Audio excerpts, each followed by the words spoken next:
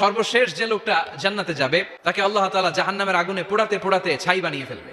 আল্লাহ বলবেন, জিব্রাইল যাও একটু দেখো একটা মাত্র সেজদা দিয়েছে আমাকে, এরকম কাউরে পাওয়া যায় কিনা। খুঁজে খুঁজে কাউরে পাবে না। আল্লাহ বললেন আবার দেখো, খুঁজে খুঁজে একজনকে পাবে, সামান্য ইমানের ছিটে ফোঁটা তার অন্তরে ছিল।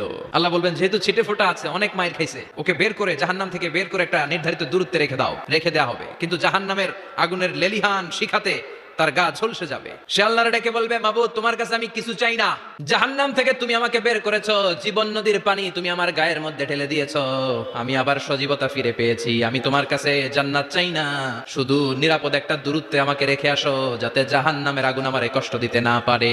আল্লাহ জিব্রাইলকে বলবেন যাও এমন দূরত্বে রাখো যাতে জাহান্নামের আগুন ওরে কষ্ট না দেয়, রেখে আসা হবে। অনেকদিন সে ওখানে আনন্দে থাকবে, আল্লাহ শুকরিয়া করবে, সে মনে মনে বলবে বেঁচে গিয়েছি আমি। অনেকদিন থাকার পরে মনে মনে ভাববে বাইসা তো গেছি, কিন্তু নতুন করে একটু ট্রাই করে দেখি। আল্লাহ আগেই বলে রাখে আমি কিন্তু জান্নাতে যেতে চাই না। আল্লাহ বলবেন কি চাও?